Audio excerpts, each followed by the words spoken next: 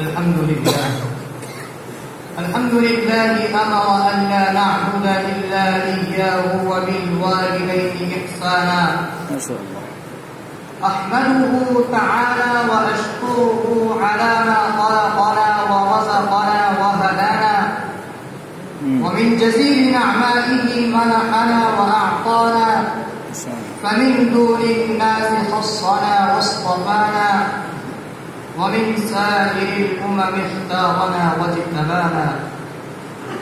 وأشهد أن لا إله إلا الله وحده لا شريك له، ملأ قلوب أهل الإيمان برا ورحمة وحنانا. وأشهد أن سيدنا وحبيبنا محمدا عبد الله ورسوله، أشرف المرسلين رسالة، أفضل البشرية إنسانا، صلى الله عليه وعلى آله وأصحابه الذين كانوا بنعمة الله تقوانا، وعلى البر والخير أنصارا وأعوانا. ونسأل الله أن نكون ممن تبعهم بإحسان لنحقق بإذن الله صلاح ديننا ودنيانا. أما بعد، أيها الإخوة الفضلاء والعلماء النبلاء والحاضرون الكرام، واشكروا الله على نعمه الباطنة والظاهرة، وعلى آلائه المتوافرة ومننه المتكاثرة. فكم لله سبحانه وتعالى من نعم على عباده، ولكن أكثر الناس لا يشكرون.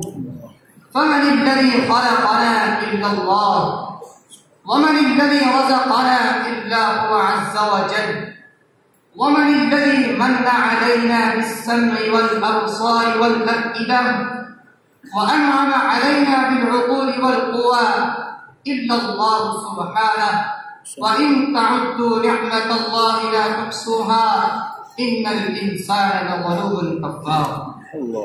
لذلك كان حق الله سبحانه أعظم الحقوق على الإطلاق في عبادته وتوحيده وطاعته، لا إله غيره ولا رب سواه. وشكر المنعم واجب عقلا ونقلا، وأول منعم على العباد هو الله جل جلاله وتقدست أسماؤه. ثم يأتي بعد حق الله وإنعامه حق الوالد وإحسانه. وإذا كان لله سبحانه وتعالى نعمة الخلق والإيجاد، فللوالدين نعمة التربية والإيلاد والعناية بشؤون الأبناء والأولاد. لذلك قرن الله سبحانه وتعالى حق الوالدين بحقه سبحانه، وما ذاك إلا لعظم حقهما وكريم فضلهما. قال تعالى: واعبدوا الله ولا تشركوا به شيئا وبالوالدين إحسانا. وقال عز وجل: وقضى ربك ألا تعبدوا إلا إياه وبالوالدين إحسانا. قال بعض السلف: ثلاث آيات مقرونات بثلاث، وذكر منها: ووصينا الإنسان بوالديه حملته أمه وهنا على وهن وفصاله في عامين أن اشكر لي ولوالديه إلي المصير. فمن لم يشكر لوالديه لم يشكر الله عز وجل.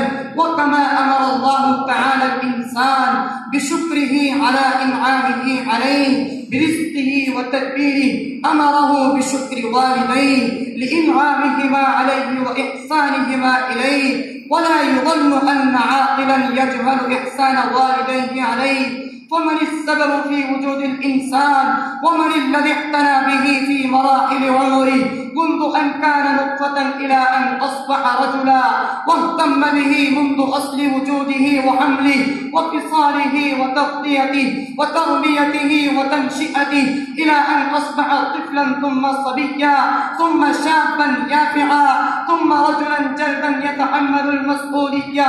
إن وراء ذلك من هم أحق الناس بذكرنا وإحساننا؟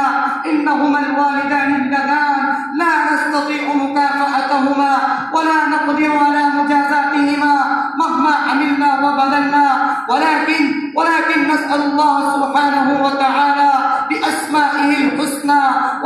آياته الحلى أن يجزيهما عنا خير الجزاء وأن يكافئهما خير ما كافأ والدا عن أولاده وأن يرزقنا برهما ما حيينا بمنه وكرمه. أتى عمر رضي الله تعالى عنه رجل فقال: أمي عجوز كبيرة أنا مطيتها أجعلها على ظهري وألقي عليها بيدي وأني منها مثل ما كانت تلي مني أو أتيت شكرها؟ قال: لا. قال: ولم يا أمير المؤمنين؟ قال: إنك تفعل ذلك بها وأنت تدعو الله أن يميتها وكانت تفعل ذلك بك وهي تدعو الله أن يطيل عمرك. أيها المسلمون، ما شاء الله ما شاء الله، كم هي شديدة تلك المعاناة وكم هي عظيمة صور التضحيات التي يقدمها الأبوان في سبيل إسعاد أبنائهم وخروجهم إلى محترف الحياة، وكم يتعب الوالدان وكم يبذلان ويقدمان، لا سيما الأم الحنون تلك المربية المشفقة قالب الحنان والعطاء المتدفق بفيض الرحمة والإحسان، أطفها ملء جلالها الأم الرحوم التي حملتك بين أحشائها 9 أشهر ويعلم الله ما تعانيه من آلام الوحم وثقل الحمل، ثم لا تسأل عما تكابده من آلام الوضع وتلاقيه من متاعب المخاض. حملته أمه كرها ووضعته كرها، تقاسي من الأسقام والآلام ما الله به عليم، بل إنها لتشاهد الموت وهي تعالج آلام الطلق والإنجاب، ثم متاعب الرضاعة حولين كاملين تقوم بها مثقلة وتقعد بها متململة، ثم هي بعد ذلك تجوع لتشبع أنت وتسهر لتنام وتسعى لتستريح. كم سيرت الليالي الطويلة وأنت لا تدري، وكم تجرعت الآلام ليحقق وليدها الأحلام، وتترك كثيرا مما تشتهيه خشية ضرر يعتريه، فهي به رحيمة وعليه شفيقة حميمة، إن غابت عنه دعاها وإن أعرضت عنه ناجاها وإن أصابه ضر ناداها، بل إنها لتفضل موتها لحياته، بل تتمنى أن تموت لتحيا أنت وتشقى لتستريح أنت.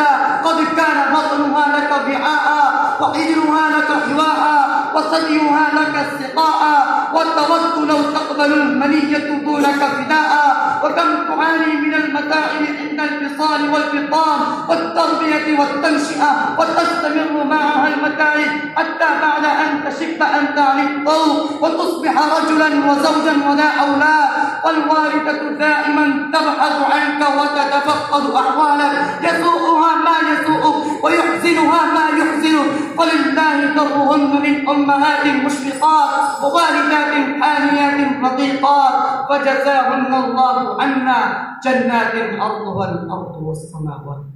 ما شاء الله. أما الأب الغالي والوالد الحاني فذلك الموجه القيم والمربي الفاضل، يسعى ويجد ويقدح ويكد وينشئ وينفق ويربي ويشفق، يقدوك مولودا ويحولك يافعا، إذا لقيك هش وإذا جئته بش، وإذا حضر أقعدك على حجره وصدره، وإذا خرج تعلقت به، وإذا غبت عنه سأل عنك وانتظر مجيئك، إذا رآك ابتسم محيا وبرقت ثناياه، ثم كم يبذل لتعليمك وتنشئتك، فجزاه الله من والد كريم وأب رحيم خير الجزاء وأعظم المثوبة. لذلك لا عجب أيها الإخوة أن تكررت الوصية في كتاب الله تعالى في حق الوالدين. قال سبحانه: ووصينا الإنسان بوالديه حسنا، وقال عز وجل: ووصينا الإنسان بوالديه إحسانا. ولله در القائل: إن للوالدين حقا